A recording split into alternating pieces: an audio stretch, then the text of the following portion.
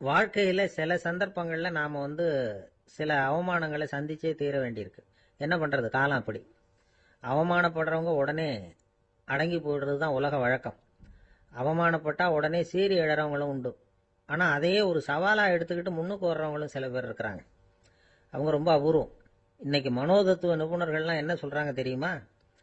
அவமானப்பட்டுட்டா உடனே அடங்கி போயிடக்கூடாதான். அதையே ஒரு சவாலா எடுத்துக்கிட்டு மனசுல ஒரு வைராக்கியத்தோட முயற்சி பண்ணுனா வாழ்க்கையில எல்லாரும் முன்னேறலாமா. அவமானம்ங்கிறத நாம வைராக்கியமா மாத்திக்கணும். அதுதான் வெற்றிக்கு வழி. ராமர் இந்த பூமியில பிறந்ததே ஒரு வைராக்கியத்தினால தான் சார் அப்படின்னார் ஒருத்தர். எப்படிங்க அது அப்படின்னு கேட்டேன். அவர் சொன்னார், தசரதருக்கு ராமர் குழந்தையா பிறக்கணும், அப்பதான் இங்க இருக்கிற கஷ்டங்கள்லாம் நீங்கும் அப்படின்னு சர்வ லோகமும் எதிர்பார்த்துக்கிட்டு இருக்குது. ஆனா அவர் எப்போ பிறப்பார் அப்படின்னு யாருக்கும் தெரியல. அந்த காரியம் சீக்கிரம் நடக்கணுமே, அதுக்கு என்ன பண்றது? நாரதர் வந்தார் ஒரு நாள் தசரதரை தேடி. தசரதா, உனக்கு ஒரு செய்தி தெரியுமான்னு ஆரம்பிச்சார்.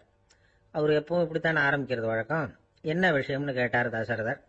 தசரதா, நீ அடிக்கடி உன்னோட தேர்ல ஏறிக்கிட்டு தேவலோகத்துக்கு போற, அங்க போற வர்ற எல்லாம் பண்ணிட்டு இருக்க, எல்லாம் சரி. தேவலோகத்திலையும் உன்னை நல்லபடியா தான் வரவேற்கிறாங்க. தேவேந்திரன் உன்னை பிரியமா அழைச்சிட்டு போய் தன்னுடைய அரியாசனத்திலேயே தனக்கு பக்கத்திலேயே உட்கார வைக்கிறான். நீயும் சந்தோஷமா உட்காந்து பேசிவிட்டு வந்துடுற. ஆனா நீ இங்க வந்ததுக்கு அப்புறம் அங்க என்ன நடக்குது தெரியுமா உனக்கு அப்படின்னாராம் நாரதர். என்ன நடக்குது எனக்கு ஒன்றும் தெரியலையே அப்படின்னாராம் தசரதர். நாரதர்கிட்ட கிட்டத்துல கேட்டிருக்காரு, கொஞ்சம் சொல்லுங்க என்னது அப்படின்னு. அவர் நெருங்கி வந்தாராம் நாரதரும். மெதுவா அவர் காதோட காதா சொன்னாராம். அதாவது நம்ம பாஷையில சொல்ல போனா பத்த வைக்கிறார். நீ அங்க தேவேந்திரங்கிட்ட உட்காந்து பேசிவிட்டு வந்த பிறகு நீ அங்க உட்கார்ந்து இருந்த அரியாசனத்தை தண்ணி ஊத்தி கழுவி சுத்தப்படுத்துறாங்க. நீ என்ன அந்த அளவுக்கு சுத்தம் இல்லாத ஆளா? தினம் குளிக்காமையா இருக்கிற அப்படின்னாராம். தசரதருக்கு இது ரொம்ப அவமானமா போயிடுது. அப்படியே செய்யறாங்க அப்படின்னாராம். ஆமா, நீ வேணும்னா நான் சொல்றது உண்மையா இல்லையா அப்படின்னு சோதனை பண்ணி பார்த்துக்கோ அப்படின்னாராம் நாரதர். உடனே தசரதர் இதுக்காகவே புறப்பட்டு தேவலோகம் போனார். அங்க வழக்கம் போலவே இவரை கூப்பிட்டு உட்கார வச்சு பேசிக்கிட்டு இருந்தான் தேவேந்திரன். கொஞ்ச நேரம் பேசிக்கிட்டு இருந்துட்டு சரி நான் கிளம்புறேன்னு புறப்பட்டார். சரி, அவனும் வாசல் வரைக்கும் வழி அனுப்பி வச்சுட்டு உள்ள போயிட்டான். தசரதர் வெளியில கொஞ்ச நேரம் மறைஞ்சு இருந்துட்டு மெதுவா உள்ள எட்டி பார்த்தார் என்ன நடக்குதுன்னு. நாரதர் சொன்னது உண்மைதான். தசரதர் உட்கார்ந்திருந்த ஆசனத்தை அங்க 2 தேவர்கள் கழுவி சுத்தப்படுத்திக்கிட்டு இருக்கிறாங்க.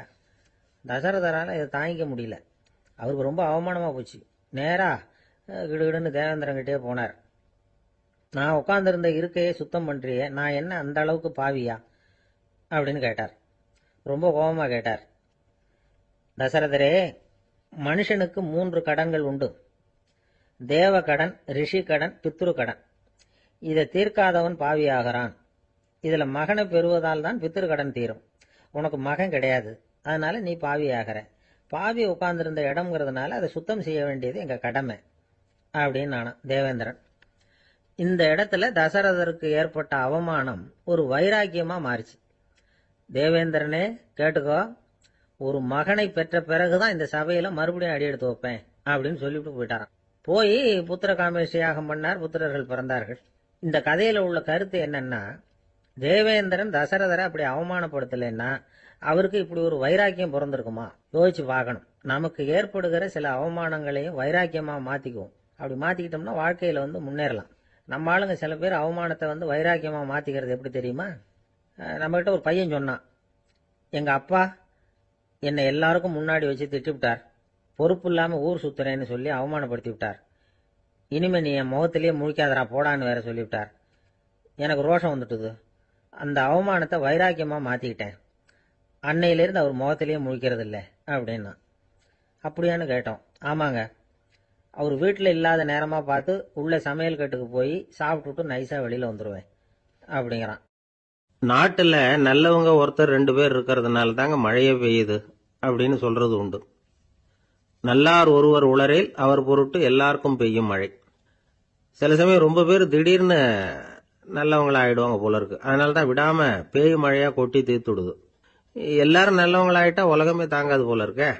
அப்பப்ப ஒருத்தர் 2 பேர் நல்லவங்களாகணும். அப்பதான் சீரா மழை பெய்யும். மாசத்துக்கு 3 பேர் நல்லவங்களானா மாதம் மும்மாரி பொழியும். இதெல்லாம் வேடிக்கை பேச்சு. இப்போ இதெல்லாம் ஒரு பக்கம் இருக்கட்டும். இப்போ விஷயத்துக்கு வருவோம். ஒரு கும்பல்ல நல்லவன் யாரு அப்படிங்கறத எப்படி கண்டுபிடிக்கிறது? இதுக்கு ஒரு வேடிக்கை கதை உண்டு. என்னுடைய நண்பர் ஒருத்தருக்கு அவங்க பாட்டியம்மா சொன்ன கதையா அது. அது என்ன கதைன்னா, ஒரு ஊர்ல ஒரு சமயம் பலமான மழை பெய்ய ஆரம்பிச்சுட்டு தான். இடி மின்னல் ரொம்ப கடுமையா இருந்திருக்குது.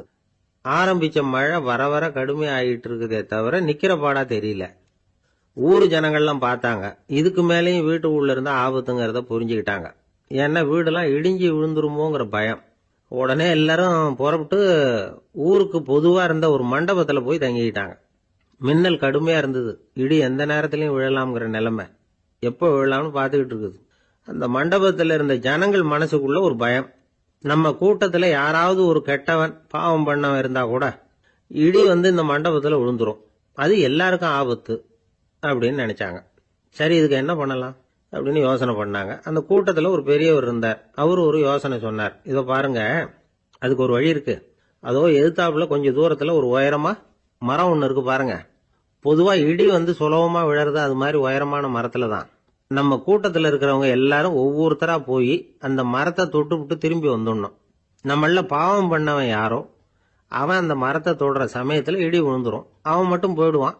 மண்டபத்துல இருக்கிற நாமெல்லாம் பொழைச்சிக்கலாம் அப்படின்னு ஐடியா கொடுத்தாரு அந்த பெரியவர். இது நல்ல யோசனையா பட்டது. எல்லாரும் ஒத்துக்கிட்டாங்க. ஒவ்வொருத்தரா போய் அந்த மரத்தை தொட்டு விட்டு திரும்பி வந்தாங்க. இடி எதுவும் விழல.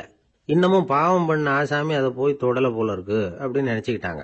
ஒவ்வொருத்தரா போறாங்க. எல்லாரும் போய் தொட்டு விட்டு வந்தாச்சு. இன்னும் ஒரே ஒரு ஆசாமி தான் பாக்கி. கடைசியா இருந்த அந்த ஆள் பயந்துட்டான். இது வரைக்கும் இடி விழலைன்னா இப்ப என்ன அர்த்தம்? இப்ப நாம தான் பாக்கி, நாம தான் தப்பு பண்ண ஆள் போல இருக்கு அப்படின்னு நினைச்சுட்டான். அதனால துணிச்சலா போய் தொடுறதுக்கு பயந்தான். தயங்கிக்கிட்டே இருந்தான். இருந்தாலும் மற்றவங்க எல்லாம் சும்மா இருப்பாங்களா? கட்டாயப்படுத்தி கழுத்தை பிடிச்சி தள்ளாத குறையா அவனை தள்ளி விட்டாங்க. போய் தொட்டுட்டு வாடான்னு. அவன் நடுங்கிட்டே போய் அந்த மரத்தை தொட்டான். அதே வினாடி ஒரு பயங்கரமான மின்னல் இடி விழுந்துட்டுது. எங்க விழுந்தது தெரியுமா? அந்த ஆள் மேல இல்ல, மண்டபத்துல விழுந்தது. மண்டபத்துல இருந்தவங்க பூரா காலி. அந்த ஒரு ஆள் மட்டும் பொழைச்சிக்கிட்டான். இந்த ஒரு ஆளை காப்பாத்துறதுக்காக தான் இடி மண்டபத்துல விழாம இருந்திருக்குது. இதுதான் கதை. அதனால நல்லவங்க எப்படியும் தப்பிச்சுக்குவாங்க அப்படிங்கிறது ஒரு நீதி. ஒருத்தன் அப்படிதான் தெருவில் நடந்து போய்கிட்டு இருந்தான். ரொம்ப நல்லவன். எதிரில் ஒருத்தன் சைக்கிள்ல வந்துகிட்டு இருந்தான். அதுல மோதி இவன் கீழே விழுந்துட்டான். சைக்கிள்காரன் உடனே இறங்கி இவனை தூக்கி விட்டான். இவன் எழுந்திரிச்சு அவனை முறைச்சி பார்த்தான். அப்படி பார்க்காதீங்க சார், நீங்க ரொம்ப புண்ணியம் பண்ணிருக்கீங்க, அதுதான் இப்போ சைக்கிள்ல மோதிக்கிட்டீங்க அப்படின்றான். என்ன அப்படி சொல்றேன் நானா? இவன் 10 நிமிஷத்துக்கு முன்னாடி நான் லாரி ஓட்டிட்டு வந்தேன், அப்போ நீங்க எதிரில் வந்திருந்தீங்கன்னா என்ன ஆயிருக்கும் அப்படின்னானா. ஒரு கடைக்கு போனேன். 5 ரூபா பணத்தை எடுத்து கொடுத்தேன். ஒரு தினசரி பத்திரிகையை கேட்டேன். அவரு உடனே அங்க அடுக்கி வச்சிருந்த பத்திரிகையில ஒன்னு எடுத்து என் கையில கொடுத்தார். வாங்கிக்கிட்டேன். மீதி பணத்தை எடுத்தார். அதையும் என் கையில கொடுக்கணும்ல, கொடுக்கல. எதிரில் இருந்த பலகையில வச்சு எடுத்துக்க சொன்னார். எப்பவும் அவர் அப்படிதான் பண்ணுவாரு. நானும் எடுத்துக்கிட்டு வந்துருவேன். இவர் ஏன் இப்படி பண்றாருங்கிறது எனக்கு ரொம்ப நாளா ஒரு சந்தேகம். ஒரு நாள் அவர்கிட்டயே அதை கேட்டுவிட்டேன். ஏங்க, நீங்க உங்க கடைக்கு பொருள்கள் வாங்குறவங்களுக்கு நீங்க பாக்கி சில்லறைய கொடுக்கறப்ப பலகையில வச்சு விடுறீங்க, கையில கொடுக்க மாட்டேங்கிறீங்களே, ஏன் அப்படின்னு கேட்டேன். காசை கையில கொடுத்தா நம்ம கிட்ட இருக்கிற லட்சுமி போயிடுவா சார் அப்படின்னார். அதாவது பணம் செலவாயிடும் அப்படின்னு அர்த்தமா. இன்னொரு நண்பர், அவரு ஒரு நாள் வழக்கத்துக்கு மாறா ரொம்ப சோகமா உட்கார்ந்துருக்கிறார். ஏங்க என்னாச்சு, ஏன் இப்படி கப்பலே கவிழ்ந்தது மாதிரி உட்கார்ந்துருக்கிறீங்க அப்படின்னு கேட்டேன். கப்பலே கவிழ்ந்திருந்தா கூட நான் இப்படி கவலைப்பட மாட்டேன் சார், வேற ஒண்ணு நடந்து போச்சுன்னார். என்னன்னு கேட்டேன். என் உச்சந்தலையில பல்லி ஒண்ணு விழுந்துட்டுதுன்னார். அதுக்காகவா இப்படி அப்படின்னு ஆச்சரியப்பட்டேன். ஆமாங்க, பல்லி உச்சந்தலையில விழுந்தா பலன் என்னன்னு பஞ்சாங்கத்துல பார்த்தேன், மரணம்னு போட்டிருக்கு அப்படின்னு சொல்லிவிட்டு அவர் தொடர்ந்து கவலைப்பட ஆரம்பிச்சிட்டார். இப்படியும் ஒருத்தர், என் கூட வேலை பார்க்கிற ஒருத்தர் எப்படி தெரியுமா, தினமும் வலது காலை வச்சுதான் ஆபீஸுக்கு உள்ள நுழைவார். என்னைக்காவது தவறுதலா இடது காலை வச்சு உள்ள வந்துட்டாருன்னா அன்னைக்கு பூரா மனசு சங்கடப்படுவார். எந்த வேலையும் சரியா ஓடாது. கேரம் போர்டு ஆடுற ஒருத்தர் எப்ப ஆட உட்கார்ந்தாலும் ஸ்ட்ரைக்கரை கை தவறி கீழே விழற மாதிரி பண்ணி அதுக்கப்புறம் அதை எடுத்துக்கிட்டு ஆட உட்காருவார். ஏன்னா எப்போ ஒரு தடவை நிஜமாவே அது கை தவறி கீழே விழுந்திருக்குது. அன்னைக்கு பிரமாதமா ஜெயிச்சுட்டார். உடனே ஒரு முடிவுக்கு வந்துட்டார், கை தவறுனா லாபம் அப்படின்னு. அதுக்கப்புறம் அதையே பழக்கமாக்கிக்கிட்டார். பூனை குறுக்க போனா சகனம் சரியில்லைன்னு நினைக்கிறவங்க உண்டு. ஆனா ஒருத்தர் எப்படி தெரியுமா, அவர் வெளியில கிளம்புற சமயம் பக்கத்து வீட்டு ரேடியோவுல மியாவ் மியாவ் பூனை குட்டின்னு பாட்டு சத்தம் கேட்டா கூட போதும், சகனம் சரியில்லைன்னு பிரயாணத்தை கேன்சல் பண்ணி விடுவார். இப்ப இவ்வளவு எதுக்கு சொல்றோம்னா, அளவுக்கு மீறின சகுன நம்பிக்கைகள் இருக்கு பாருங்க, இதோட பயமும் சேர்ந்துகிட்டதுன்னு வச்சுக்கோங்க, இது ஒருத்தருடைய மனநிலையை பாதிச்சிடும். இது உளவியல் நிபுணர்கள் சொல்ற கருத்து. வாழ்க்கையே தடுமாற வச்சிரும்.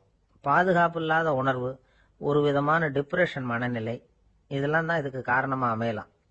சில பேர் காய்கறி நறுக்க கத்திய கையில் எடுத்தா கூட நேரம் சரியா இருக்கா அப்படின்னு பார்த்துட்டு தான் வேலையை ஆரம்பிக்கிறது வழக்கம். அறிவு தான் மனசுக்கு வாத்தியாரா இருக்கணும். அப்பதான் வாழ்க்கை நிம்மதியா இருக்கும். அறிவு மனசு சொல்றபடியெல்லாம் கேட்க ஆரம்பிச்சுட்டுதுன்னா இடைஞ்சல் தான். ஒருத்தருக்கு 7ஆம் நம்பர் தான் ராசியான நம்பரா. 7ஆம் தேதி தான் எந்த காரியத்தையும் ஆரம்பிப்பாராம். 7 எழுத்து வர்றது மாதிரி பேரை மாத்தி வச்சுக்கிட்டார். 7 மணிக்கு தான் தினமும் எழுந்திருப்பார். 7ஆம் நம்பர் வீட்டில தான் குடியிருக்கார். கல்யாணம் கூட 7ஆம் தேதி தான் பண்ணிக்கிட்டார். அவர் ஒரு நாள் குதிரை பந்தயத்துக்கு போனாராம். குதிரையோட பேரையெல்லாம் பார்த்தார். ஒரு குதிரையோட பேர் 7 எழுத்துல அமைஞ்சிருந்தது. 7 தானே இவருக்கு அதிர்ஷ்ட நம்பர். அதனால உடனே அது பேர்ல பணத்தை கட்டினார். பந்தயம் நடந்தது. என்ன சார் ஆச்சுன்னு கேட்டாங்க. நான் பணம் கட்டின அந்த என்னோட குதிரை 7ஆவதா சேர்ந்தது சார் அப்படின்னாராம் சோகமா. ஒரு பெரிய அரசன் இந்த உலகம் பூராவையும் ஆண்டுகிட்டு இருந்தான். ரொம்ப காலம் அப்படி அரசாட்சி பண்ணிட்டு இருந்தான். திடீர்னு அவனுக்கும் சில எதிரிகள் முளைச்சாங்க. அவங்கெல்லாம் ஒன்று சேர்ந்து இவனை தோற்கடிச்சுட்டாங்க. தோத்து போனதும் இவனுக்கு பயம் வந்துட்டுது, எங்க எதிரிகள் நம்ம கொண்டுடுவாங்களோ அப்படின்னு. வெளியில வந்தா தனக்கு ஆபத்துன்னு பயந்துகிட்டு யாருக்கும் தெரியாம ஒரு குகைக்குள்ள போய் பதுங்கி கிடக்குறான். நிலைமைய பாருங்க. முதல் நாள் அரண்மனையில அதிகாரம் பண்ணிக்கிட்டு இருந்தவன் மறுநாள் குகையில பயந்து போய் பதுங்கி கிடக்குறான். ராத்திரி நேரம் வந்தது. பசி வயத்தை கிள்ளுது. பிச்சை எடுத்து சாப்பிட வேண்டிய நிலைமை. பிச்சை எடுக்கிறதுக்கு பாத்திரம் வேணுமே, என்ன பண்றது அப்படின்னு அங்கேயும் இங்கேயும் பாக்குறான். ஒரு மூலையில யாரோ விட்டுட்டு போன ஒரு ஓடு கிடக்குது. அதை எடுத்துக்கிட்டு புறப்பட்டான். இருட்டுல வழி புரியல. ஏதோ ஒரு யூகத்துல காலை மெதுவா எடுத்து வச்சு நடந்து போயிட்டு இருக்கிறான். வழியில ஒரு கருப்பு நாய் படுத்து கிடந்தது. இருட்டுல அவன் இது கண்ணுக்கு சரியா தெரியல. அவனுக்கு தவறி போய் காலை வச்சுட்டான் அது மேல. நாய் சும்மா இருக்குமா, வள்ளுன்னு விழுந்து கடிச்சு விட்டுது. காலை பாக்குறான். காலத்தையும் நினைச்சு பாக்குறான். அரண்மனையில வீரக்கழல் அணிந்த காலை உடைய மன்னா அப்படின்னு புகழ்வாங்களே புலவர்கள்லாம். ஆனா அது இன்னைக்கு நாய் கடிச்ச காலம் ஆயிட்டுதே அப்படின்னு நினைக்கிறான். அது மட்டும் இல்ல, முன்னாடி எல்லாம் பொற்கிண்ணங்கள்ல தான் அவன் சாப்பிடுவான். ஆனா இப்போ உடைஞ்சு போன ஓட்டு, அது ஓட்டை கையில வச்சுக்கிட்டு நிக்கிறான். அதுல ஏதாவது யாராவது சாப்பாடு போடுவாங்களான்னு. முன்னாடி எல்லாம் நிறைய பேர் அரண்மனைக்கு வருவாங்க. அரசருக்கு காணிக்கைன்னு சொல்லி இவன் காலடியில கொண்டாந்து கொட்டுவாங்க. அப்போலாம் இவன் அந்த ஜனங்களுடைய முகத்தை திரும்பி கூட பாக்குறது இல்ல. ரொம்ப கர்வமா உட்காந்துருப்பான். அதே ஆளு இன்னைக்கு எல்லார் கண்ணுலயும் படுறது மாதிரி பிச்சை எடுத்துக்கிட்டு இருக்கிறான். அப்போலாம் காணிக்கைகளை தன்னுடைய கையால வாங்குறது தனக்கு கௌரவ குறைச்சல்னு நினைச்சு தன்னுடைய வேலைக்காரங்களை விட்டு தான் அதை வாங்க சொல்லுவான். இப்ப பாத்தீங்கன்னா அவனே தன் கையாலேயே பிச்சை வாங்குறான். நினைச்சு பாருங்க. அந்த மனுஷன் முத நாள் அரசன், மறுநாள் பிச்சைக்காரன். எவ்வளவு வித்தியாசம். செல்வம் தான் இப்படி ஒரு வித்தியாசம் ஏற்படுறதுக்கு காரணம். அப்படிப்பட்ட செல்வம் வாழ்க்கையை நடத்துறதுக்கு நமக்கு தேவைதான். ஆனா அதையே நாம் அடைய வேண்டிய பயனா நினைக்கிறோம் பாருங்க, அதுதான் வேடிக்கை. இத நம்மாழ்வார் அழகா ஒரு பாசுரத்துல சொல்றார். ஒரு நாயகமாய் ஓட உலகுடன் ஆண்டவர், கருணாய் கவர்ந்த காலர், சிதைகிய பானையர், பெருநாடு காண இம்மையிலே பிச்சைதாம் கொள்வர், திருநாரணன் தாழ் காலம் பெற சிந்தித்து உய்மினோ அப்படிங்கிறார் நம்மாழ்வார். ஒரு பெரிய பணக்காரர் ஒரு துறவிகிட்ட போய், சாமி என்கிட்ட நிறைய பணம் இருக்கு, இருந்தாலும் நிம்மதி இல்ல, என்னால நிம்மதியா இருக்க முடியல, என்ன காரணம்னு கேட்டாராம். உடனே அந்த துறவி இதுக்கு நேரடியா பதில் சொல்லாம பக்கத்துல நின்றுகிட்டு இருந்த ஒரு குழந்தைய கூப்பிட்டார். அது ஓடியாந்தது. ஒரு ஆப்பிள் பழத்தை எடுத்து அது கையில கொடுத்தார். அதை வாங்கிக்கிட்டு குழந்தை சிரிச்சுது. இன்னொரு பழத்தை எடுத்து கொடுத்தார். அதை இன்னொரு கையில வாங்கிட்டு சிரிச்சுது.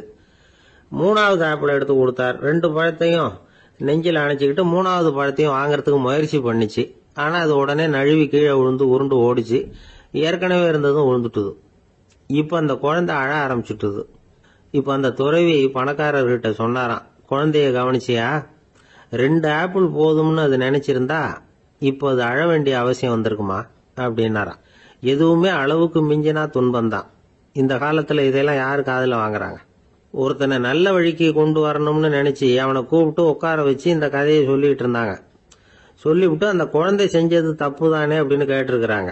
ஆமாம், தப்பு தான், நானா இருந்தா அப்படி செஞ்சிருக்க மாட்டேன் நானா இவன். 2 பழமே போதும்னு சொல்லிருப்பியா அப்படின்னு கேட்டிருக்காங்க. அப்படி இல்லைங்க, அவர் கொடுக்க கொடுக்க ஒவ்வொரு பழமா வாங்கி பின்னாடி வச்சுட்டு மறுபடியும் கையை நீட்டுவேன் அப்படிங்கிறானா. இவெல்லாம் எந்த காலத்துல திருந்துறது? ஒரு பெரிய தத்துவ சிந்தனையாளர் இருந்தார், சுவாங்சு அப்படின்னு பேரு. அவருடைய மனைவி ஒரு நாள் திடீர்னு காலமாயிட்டாங்க. ஐயோ பாவம், அவர் ரொம்ப வருத்தப்படுவார், போய் ஆறுதலா 4 வார்த்தை பேசிவிட்டு வரலாம் அப்படின்னு நினைச்சுக்கிட்டு நிறைய பேர் அவரை தேடிட்டு வந்தாங்களாம். வந்தவங்களுக்கு ஆச்சரியம், ஏன்னா இவர் வருத்தப்பட்டுக்கிட்டு இருப்பார் அப்படின்னு தானே எதிர்பார்த்தாங்க. அப்படி இல்லை, தாளம் போட்டுக்கிட்டு உட்காந்துருக்கிறார். தாளத்துக்கு தகுந்த மாதிரி பாட்டு வேற பாடிக்கிட்டு இருக்கிறார். என்ன மனுஷன் அவரு, கொஞ்சம் கூட கவலை இல்லாம இப்படி இருக்கிறாரு அப்படின்னு நினைச்சாங்க. ஒருத்தர் துணிஞ்சு அவர்கிட்ட கேட்டுட்டார், என்னங்க இது இப்படி அப்படின்னு. அதுக்கு அவர் என்ன சொன்னார் தெரியுமா? இதை பாருங்க, என்னுடைய மனைவி பிறக்கிறதுக்கு முன்னாடி அவளுக்கு உயிரும் கிடையாது, உடலும் கிடையாது. அதுக்கு பிறகுதான் உயிர் வந்தது, உடல் வந்தது, அந்த உருவம் வந்தது. இப்ப என்ன ஆச்சு? அந்த உருவமும் உயிரும் போயிட்டுது, அவ்வளவுதானே. வந்தது போயிட்டுது. இளவேனில் காலம், இலையுதிர் காலம், பனிக்காலம், இப்படி பருவங்கள் மாறி மாறி வருது இல்லையா? அது மாதிரி பிறப்பும் இறப்பும் மாறி மாறி வருது. இது இயற்கை. இதுக்காக அழுதா அது எப்படி அப்படின்னாராம். ஞான தெளிவு அடைஞ்சவங்களுக்கு எல்லாமே சுகம்தான். திருவள்ளுவரும் அதைத்தான் சொல்றார், உறங்குவது போலும் சாக்காடு, உறங்கி விழிப்பது போலும் பிறப்பு. தூங்கறதுக்கெல்லாம் நாம வருத்தப்பட்டுக்கிட்ட இருக்கிறோமா? இன்னைக்கு தூங்க வேண்டியிருக்குதே, இன்னும் கொஞ்சம் நேரத்தில் நான் தூங்க வேண்டியிருக்கு அப்படின்னு சொல்லி யாராவது அழுதுகிட்டு இருப்பாங்களா? அதனால் இந்த உலக வாழ்க்கையினுடைய இயல்பை யதார்த்தத்தை நாம தெளிவாக புரிஞ்சுக்கணும். அப்படி புரிஞ்சுக்கிட்டா நாம கவலை இல்லாமல் வாழ முடியும்.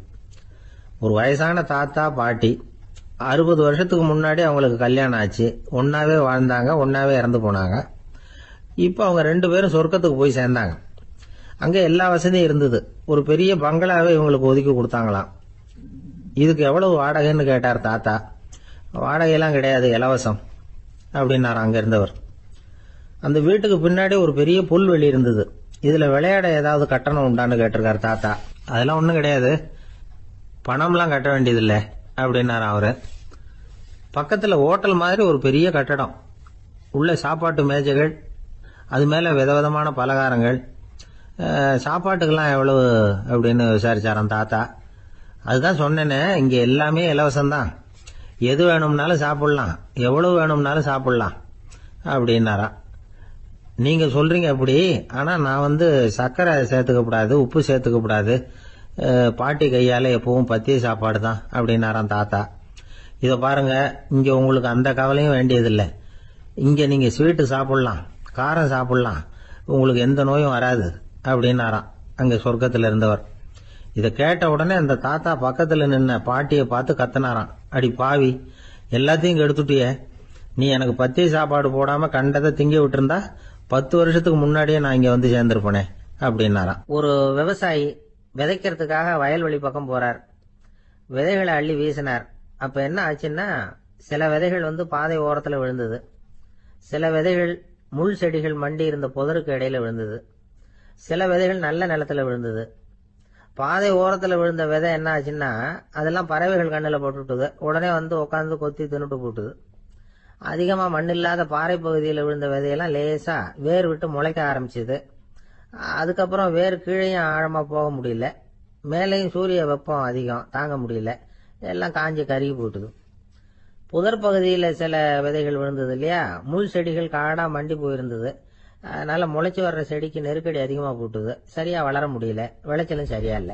நல்ல நிலத்துல விழுந்த விதைகள் மட்டும் நல்லா முளைச்சது, நல்லா வளர்ந்தது, விளைச்சலும் பிரமாதமா இருந்தது. இந்த கதையை சொல்லிவிட்டு கேட்க செவியுள்ளோர் கேட்கட்டும் அப்படிங்கிறார் இயேசு பெருமான். ஆமா, இயேசு கடலில் நின்ற படகு ஒண்ணுல உட்கார்ந்துருக்கிறார். கடற்கரையில ஏராளமான மக்கள் உட்கார்ந்துருக்கிறாங்க. அந்த சமயத்துலதான் இயேசு ஓமைகள் மூலமா மக்களுக்கு பல உண்மைகளை சொல்லிட்டு இருக்கிறார். மக்கள் அந்த கதையை கேட்டுட்டு ஒன்னும் புரியாம முழிக்கிறாங்க. அத கவனித்த இயேசு அந்த ஓமையை விளக்க ஆரம்பிச்சார். இதுல அந்த விதைக்கிறவர் தான் இறைவன், அவருடைய வார்த்தைகளை விதைக்கிறார். அந்த வார்த்தைகளை கேட்கிற மக்கள் அந்த விழுந்த விதைகள் மாதிரி 4 வகையானவர்கள். சில பேர் பாதை ஓரத்தில் விழுந்த விதைகள் மாதிரி, இறைவன் வார்த்தைகளை அவங்க கேட்கறாங்க, ஆனா தீய எண்ணங்கள் செய்கைகள் மூலமா விதைக்கப்பட்ட வார்த்தைகள் அழிஞ்சு போடுது. இறைவன் வார்த்தைகளை கேட்ட உடனே மகிழ்ந்து போய் உடனே சில பேர் அதை ஏத்துக்கிறாங்க. இவங்கெல்லாம் அந்த பாறை பகுதியில் விழுந்த விதைகள் மாதிரி. அதனால இவங்கெல்லாம் வேறு இல்லாதவங்க, கொஞ்ச காலத்துக்கு இறை வார்த்தைகளுக்கு கீழ்ப்படிந்து நடப்பாங்க, அதனால ஏதாவது இடைஞ்சல் ஏற்பட்டா உடனே தடுமாறுவாங்க. தங்கள்கிட்ட இருக்கிற நல்ல பண்புகளை விட்டுட்டு பாவ வழிகளுக்கு போயிடுவாங்க.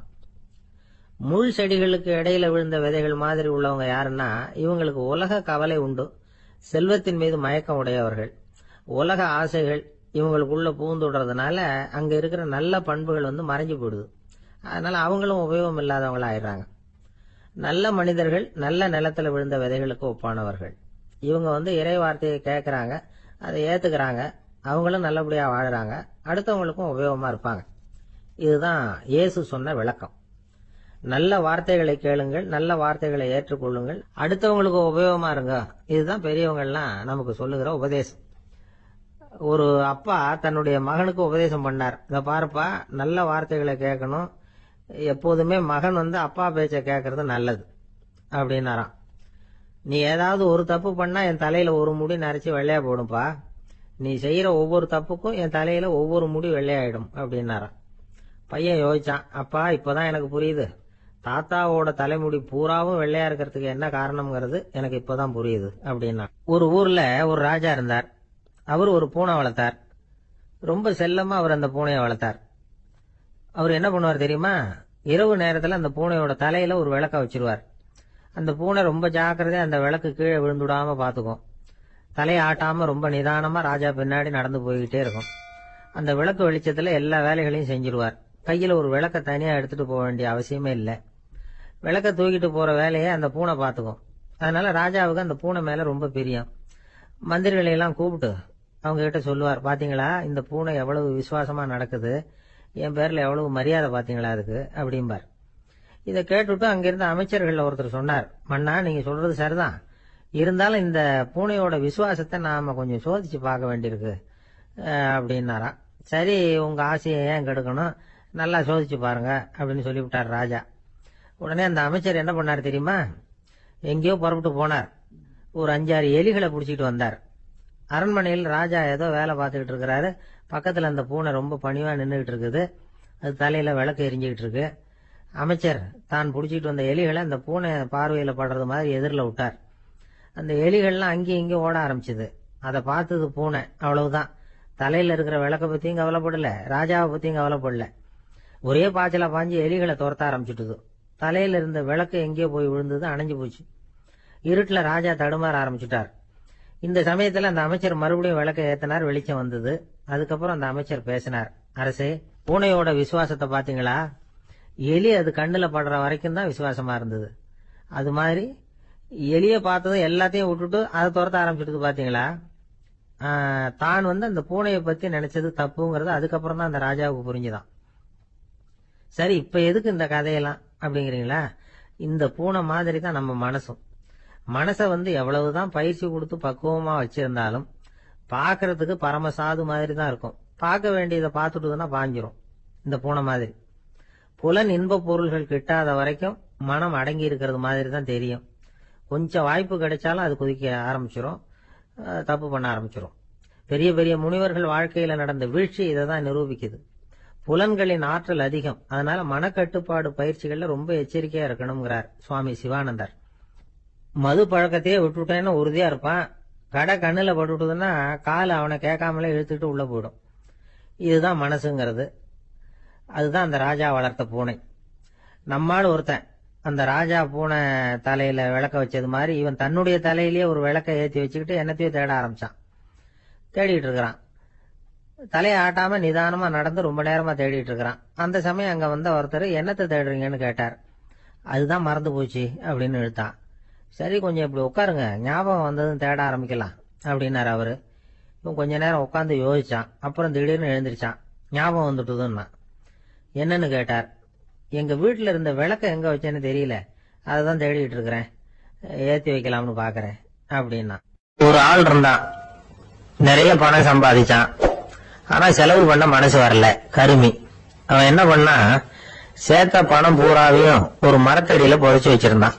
வாரத்துக்கு ஒரு தடவை அந்த மரத்தடிக்கு வருவான். புதைச்ச இடத்த ஆவலோட பாத்துக்கிட்டு இருப்பான். அதுக்கப்புறம் போயிடுவான். அவ்வளவுதான். ஒரு நாள் ஒரு திருடன் வந்தான். இவன் புதைச்சு வச்சிருந்ததெல்லாம் எடுத்துட்டு போட்டான். இது தெரிஞ்சு போச்சு. அந்த கருமி புலம்ப ஆரம்பிச்சுட்டான். இவன் புலம்பல கேட்டதும் அக்கம் பக்கத்துல இருந்தவங்க எல்லாம் ஓடி வந்தாங்க. என்ன விஷயம்னு விசாரிச்சாங்க. இவன் சொன்னான்.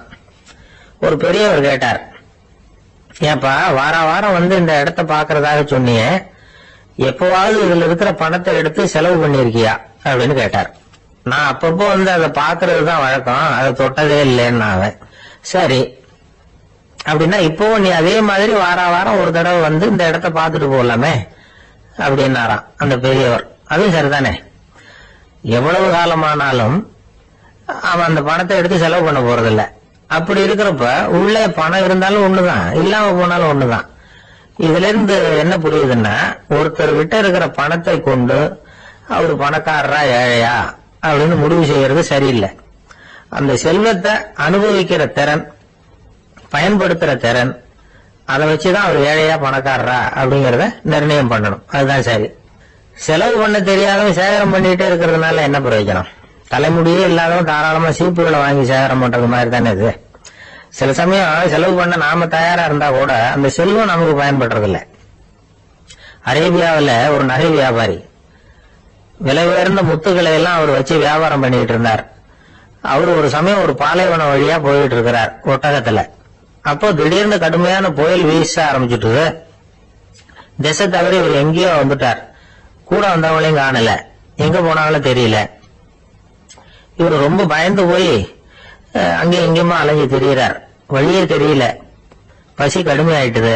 ஒட்டகத்து முதுகுல ஒரு மூட்டை இருந்தது, அதை பிரிச்சு பார்த்தார். உள்ள ஏதாவது இருக்கான்னு தேடி பாக்குறார். அது வரைக்கும் கண்ணுல தட்டுப்படாத அபூர்வமான ஒரு பை கண்ணுல போட்டது. ஆஹா, அதுல ஏதாவது சாப்பிடறதுக்கு இருக்கும் அப்படின்னு நினைச்சு ஆவலா அதை பிரிச்சு பாக்குறார். அந்த பையில விலை உயர்ந்த முத்துக்கள் நிறைய இருந்ததாம். அப்பதான் அவர் நினைச்சாராம், விலை உயர்ந்த முத்துக்கள் கூட சாப்பிடுறதுக்கு உணவாக முடியாது அப்படிங்கறத புரிஞ்சுக்கிட்டாராம். எந்த நேரத்துல எது நமக்கு தேவையோ அது நமக்கு தாராளமா கிடைக்கணும். அப்படி அது கிடைக்கிறதுக்கு நம்ம கிட்ட இருக்கிற செல்வம் பயன்படணும். அது நமக்கும் பயன்படலாம், நம்ம மூலமா அடுத்தவங்களுக்கும் பயன்படலாம். அதுதான் செல்வத்தின் பயன். ஒரு மரத்தடியில ஒருத்தன் உட்கார்ந்து அழுதுகிட்டு இருந்தான். அந்த பக்கமா வந்த இன்னொருத்தன் ஏப்பா அழுதுகிட்டு இருக்கிறேன்னு கேட்டான். இந்த இடத்துலதான் பூமிக்கு அடியில பணம் இருக்குது, புதைச்ச இடம் தெரியல, அதான் அழறேன் அப்படின்னா. நல்லா ஞாபகப்படுத்தி பாரு, எந்த இடத்துல புதைச்ச அப்படின்னு கேட்டான் இவன். அது எப்படி எனக்கு தெரியும், புதைச்சு வச்சிருக்கிறவன் நான் இல்லையே, எங்க எழுத்து விட்டுக்காரன் அப்படின்னானா இவன். ஜவஹர்லால் நேரு பிரதமரா இருந்த சமயம் அவர் ஒரு தடவை சென்னைக்கு வந்திருக்கிறார். இங்கே சில முக்கிய நிகழ்ச்சிகள்ல கலந்துக்கிறதுக்காக வந்திருந்தார். ஆளுநர் மாளிகையில ஒரு நாள் ராத்திரி தங்கி மறுநாள் புதுடெல்லி புறப்படுறதாக ஏற்பாடு. நிகழ்ச்சியில எல்லாம் முடிச்சுக்கிட்டு ஆளுநர் மாளிகையில தங்கி இருக்கிறார்.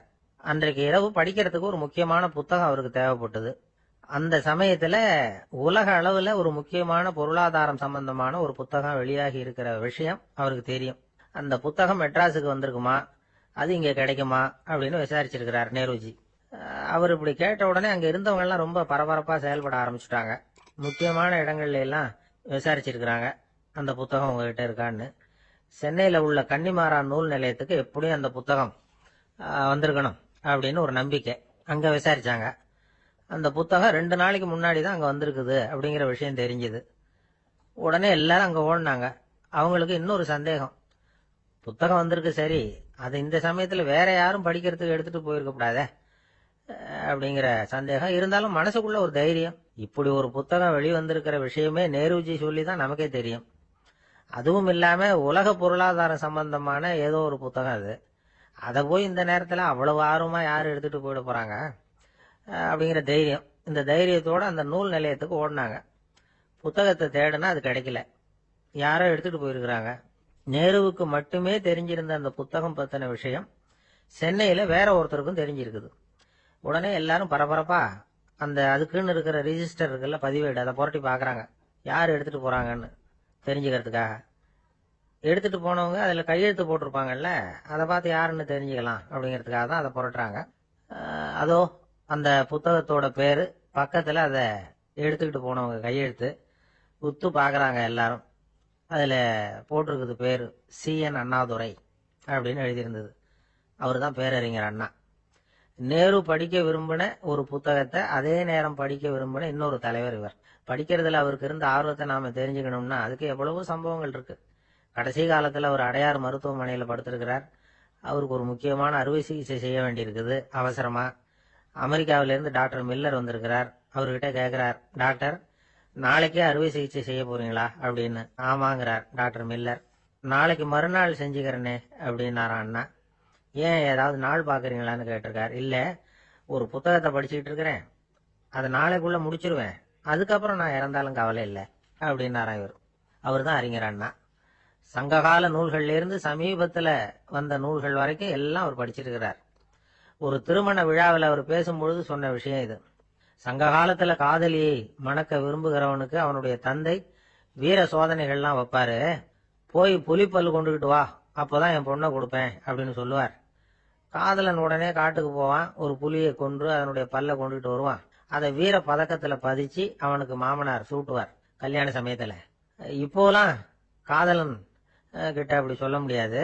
இப்போலாம் காதலன் கிட்ட காட்டுக்கு போய் புலிப்பல் கொண்டுகிட்டு வான்னு யாராவது சொன்னா புலிதான் மாப்பிள்ளையா வந்து சேரும் அப்படின்னா. ஒரே ஒரு ஊர்ல ஒரு ராஜா இருந்தார். அவரு ஒரு வித்தியாசமான ராஜா. எந்த வகையில வித்தியாசமானவர்னு கேட்டா, மக்கள் கிட்ட வரி வசூல் பண்றதுல கொஞ்சம் வித்தியாசமானவர். மற்ற மன்னர்கள் மாதிரி ஒரு நேரடியா வரி வசூல் பண்றது இல்ல, கொஞ்சம் மறைமுகமா அதை பண்ணுவார். அது எப்படின்னா, ஒவ்வொரு குடிமக்களுக்கும் மாசம் ஒரு மரக்கால் நெல் மக்கள் கொடுக்கறது இல்ல, ராஜா மக்களுக்கு கொடுப்பார் ஒரு மரக்கால் நெல்லை. அதாவது அரண்மனையிலிருந்து ஒவ்வொரு வீட்டுக்கும் நெல் வந்து சேர்ந்துரும். அந்த ஒரு மரக்கால் நெல்லை இவங்க வாங்கிக்கிட்டு அதுக்கு பதிலா ஒரு மரக்கால் அரிசியை ராஜாவுக்கு திருப்பி கொடுக்கணும். இதுதான் அந்த ஊர் வழக்கம். ராஜா வந்து ஜனங்களுக்கு நெல்லை கொடுத்துட்டு அதுக்கு பதிலா அதே அளவு அரிசியா திருப்பி வாங்கிக்குவார். இதை தவிர வரி எதுவும் வசூல் பண்றதில்ல. இப்படி ஒரு ராஜா. இது மேம்போக்கா பாக்கிறதுக்கு ஏதோ சாதாரணமா தெரிஞ்சாலும் குடிமக்கள் ரொம்பவும் கஷ்டப்பட்டாங்க. ராஜா கொடுக்கற நெல்லையும் அரிசியாக்கணும், அதோட இன்னும் ஒரு பாதி அரிசியை அவங்க சேர்த்தும் கொடுத்தாகணும். என்ன பண்றது? மக்கள் வந்து ராஜாவை திட்ட ஆரம்பிச்சுட்டாங்க. இந்த ராஜா எப்ப சாவார் அப்படின்னு எதிர்பார்க்க ஆரம்பிச்சுட்டாங்க. ஏன்னா ரொம்ப கஷ்டப்படுத்துறாரு அப்படின்னு. பல பேர் அந்த ஊர்ல வீட்டை காலி பண்ணிவிட்டு வெளி தேசத்துக்கு போயிட்டாங்க, இங்க காலம் தள்ளுறது ரொம்ப கஷ்டம்னு. மக்கள் எதிர்பார்த்தது மாதிரியே நடந்தது. அந்த மன்னன் நோய் வந்து படுத்த படுக்கை ஆயிட்டான். ராஜா இப்படி சாக கிடக்கிறாருன்னு தெரிஞ்சும் மக்கள் யாருமே வந்து பார்க்கல. எப்படி பார்ப்பாங்க? அவர் தான் எப்போ போவார்னு பார்த்துக்கிட்டு இருக்கிறாங்களே. என்னை ஏன் யாருமே வந்து பார்க்க மாட்டேங்கிறாங்க நம்ம குடிமக்கள்ல அப்படின்னு மந்திரி கிட்ட கேட்டார் ராஜா. நம்ம ஊர்ல மக்கள் எங்க இருக்காங்க பாக்கிறதுக்குன்னார் அவரு. ஏன், என்னாச்சு அவங்களுக்குன்னு கேட்டார். அமைச்சர் அப்பதான் அரசனுக்கு அவன் பண்ணின தவறை வந்து சுட்டி காட்டினார். மக்களுக்கு இழைத்த கொடுமையை எடுத்து சொல்லி புரிய வச்சார். அதுக்கப்புறம் தான் மன்னருக்கு ஞானோதயம் வந்தது. செய்த பாவங்களை எண்ணி வருத்தப்பட்டான். மெதுவா அமைச்சர் பக்கம் திரும்பி, எங்க என் புள்ளன்னு கேட்டான். அவர் எங்கேயாவது ஊர் சுத்திக்கிட்டு இருப்பார், சூதாட்ட விடுதிகளில் கிடப்பார் அப்படின்னாரு அமைச்சர். அவன் எங்க இருந்தாலும் உடனே அழைச்சிட்டு வாங்கன்னு உத்தரவு போட்டார் ராஜா. அடுத்த நாளே இளவரசனை கொண்டாந்து நிறுத்தினாங்க. தந்தையே, என்ன செய்யணும்னா சொல்லுங்க அப்படின்னு கேட்டான் இளவரசன். அவர் சொன்னார், மகனே, மக்களுக்கு வந்து நான் பொல்லாதவன் ஆயிட்டேன், அவங்கெல்லாம் என்ன நல்லவன்னு சொல்லணும், அப்படி அவங்கள சொல்ல வைக்க வேண்டியது உன்னோட பொறுப்புன்னார். தந்தையே, நீங்க வந்து கவலைப்படாதீங்க, உங்களை ரொம்ப ரொம்ப நல்லவர்னு மக்கள் சொல்லும்படியாக நான் செய்யறேன் அப்படின்னா பையன். அதுக்கப்புறம் கொஞ்ச நாள்ல பையன் பட்டத்துக்கு வந்தான். அவன் என்ன பண்ணான், வரி வசூல் பண்ற முறையில ஒரு மாற்றத்தை உண்டு பண்ணான். என்ன மாற்றம் பண்ணனான்னா, ஒவ்வொரு வீட்டுக்கும் ஒரு மரக்கால் உமியை கொடுக்கறது, அதுக்கு பதிலா ஒரு மரக்கால் அரிசியை வாங்கிக்கிறது. அப்பா என்ன பண்ணாரு, நெல்லை கொடுத்துட்டு அரிசியா வாங்கினார். இவன் மகன் வந்து உமியை கொடுத்துட்டு அரிசியா வாங்கினான். கொஞ்ச காலம் ஆச்சு. ஒரு நாள் மந்திரியை கூப்பிட்டு கேட்டான், அமைச்சரே, நம்ம ஊர் மக்கள் என்ன பேசிக்கிறாங்க அப்படின்னு. உங்க அப்பா ரொம்ப நல்லவன்னு பேசிக்கிறாங்க அப்படின்னாரு அமைச்சர். எப்படி இருக்கு பாருங்க, இவன் பண்ற கொடுமையில அப்பங்கார ரொம்ப நல்லவன் ஆயிட்டான். அதாவது இளவரசனை விட பழைய மன்னரே ரொம்ப நல்லவர், ரொம்ப பாதி கஷ்டம்தான் இது முழு கஷ்டம்ங்கிறது மாதிரி ஆயிட்டது. எப்படியோ அப்பாவுக்கு கொடுத்த வாக்க புள்ள காப்பாத்தி விட்டான்.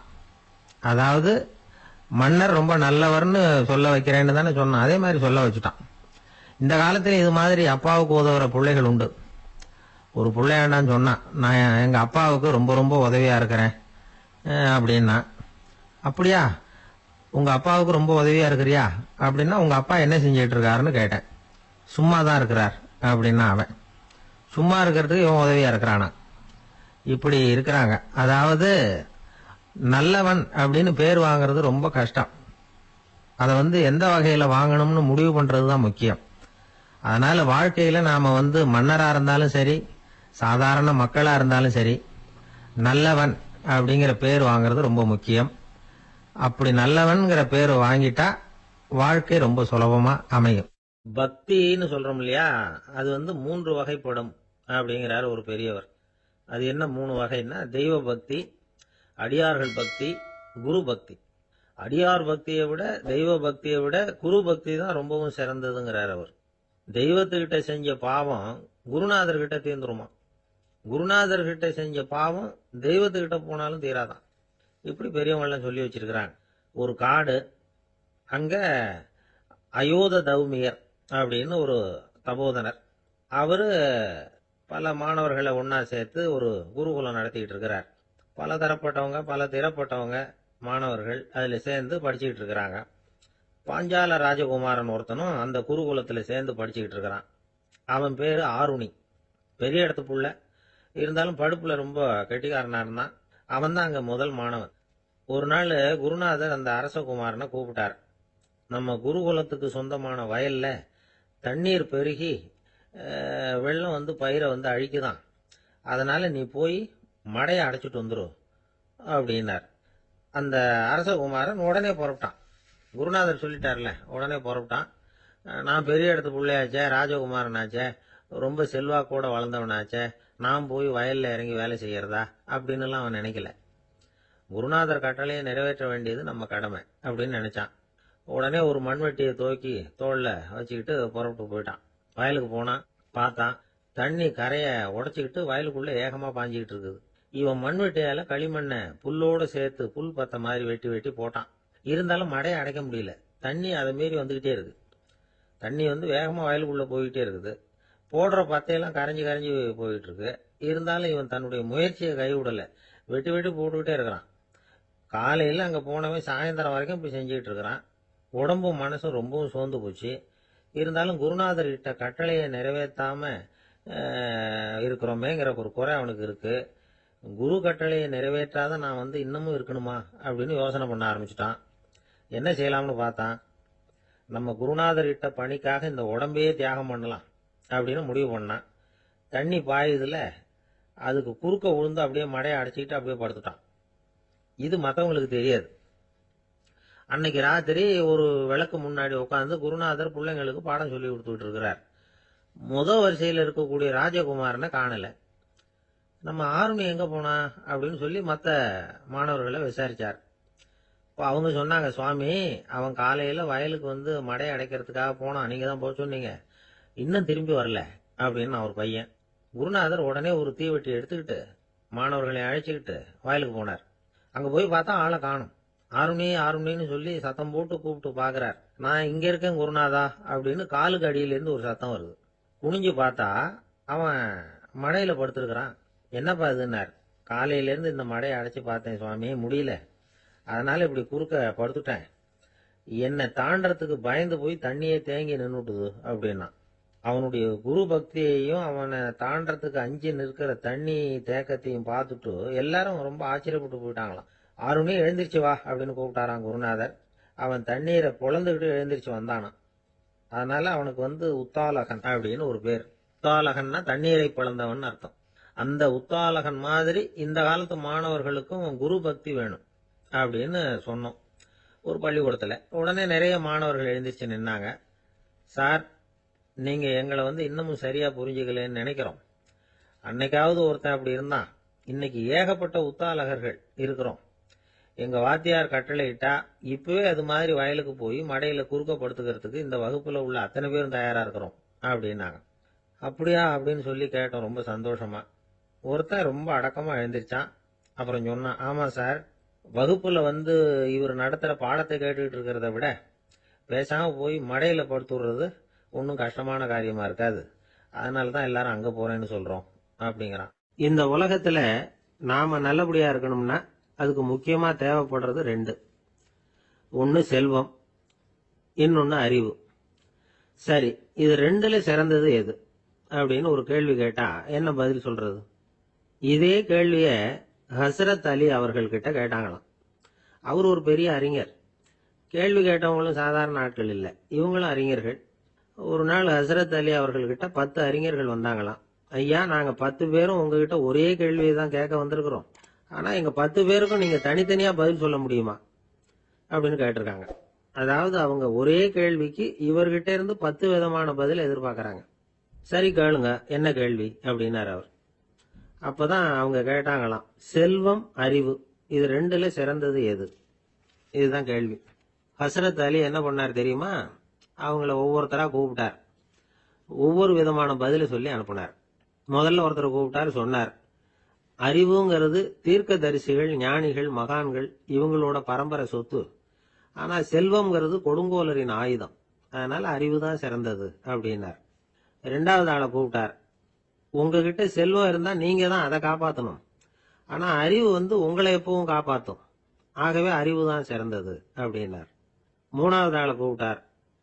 செல்வந்தனுக்கு எப்போதும் விரோதிகள் அதிகம், ஆனா அறிஞனுக்கு நண்பர்கள் அதிகம். அதனால அறிவு தான் சிறந்ததுன்னார். அடுத்தவரை கூப்பிட்டார். செல்வம் அடுத்தவங்களுக்கு கொடுக்க கொடுக்க குறையும், ஆனா கல்விங்கிறது அதிகரிச்சுக்கிட்டே வரும், கொடுக்கறதுனால குறையாது. அதனால அறிவு தான் சிறந்ததுன்னார்.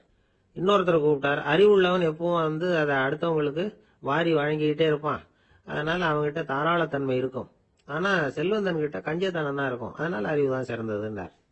ஆறாவது நபரை கூப்பிட்டார். செல்வத்தை கள்வர்கள் திருடிட்டு போக முடியும், ஆனா அறிவை அப்படி திருடிட்டு போக முடியாது அப்படின்னார். ஏழாவது நபரை கூப்பிட்டார். செல்வம் கால ஓட்டத்துல அழிஞ்சிரும், ஆனா அறிவை கால ஓட்டம் ஒன்றும் பண்ண முடியாது. ஆகவே அறிவே சிறந்ததுன்னார். எட்டாவது ஆளை கூப்பிட்டு சொன்னார், செல்வத்துக்கு எப்பவும் எல்லை உண்டு, நிறை உண்டு, அளவு உண்டு, கணக்கு உண்டு. ஆனா அறிவுக்கு அப்படிப்பட்ட எல்லை எதுவும் கிடையாது. அதனால அதுதான் சிறந்ததுன்னார். அடுத்தவனை கூப்பிட்டார். செல்வம் உள்ளத்துல உள்ள ஒளியை போக்கி விடும், இருட்டை உண்டாக்கி விடும், விரிந்த மனப்பான்மையை குறுகலாக்கி விடும். ஆனா அறிவு அப்படி இல்லை, இருண்ட உள்ளத்துல ஒளியை பாய்ச்சி அதை விசாலப்படுத்துது. அதுதான் சிறந்ததுன்னார். கடைசியா 10வது நபரை கூப்பிட்டார். செல்வம் மனசுல செருக்கை உண்டாக்குது, ஆணவத்தை ஏற்படுத்துது. அதனால நானே கடவுள்னு நினைக்கிற அளவுக்கு மனுஷனை தாழ்த்தி விடுது. ஆனா அறிவு பணிவையும் பண்பாட்டையும் வளர்க்குது. அதனால அறிவு தான் சிறந்ததுன்னார். ஆக இப்படி 10 பேருக்கும் 10 விதமா பதில் சொன்னது மூலமா ஹசரத் அலி அவர்கள் அறிவு தான் செல்வத்தை விட சிறந்தது அப்படிங்கறதுக்கு 10 காரணங்களை சுட்டி காட்டியிருக்கார். அந்த அறிஞர் 10 பேர் கேட்ட ஒரே கேள்விக்கு 10 பதில் சொன்னார். நமக்கு வேண்டிய ஒருத்தர் 10 பேர் கேட்ட கேள்விக்கு ஒரே பதில் சொல்லி சமாளிச்சார். கேள்வி என்ன தெரியுமா? என்கிட்ட வாங்கின கடனை எப்பயா திருப்பி கொடுக்க போற? இதுதான் அந்த 10 பேரும் கேட்ட ஒரே கேள்வி.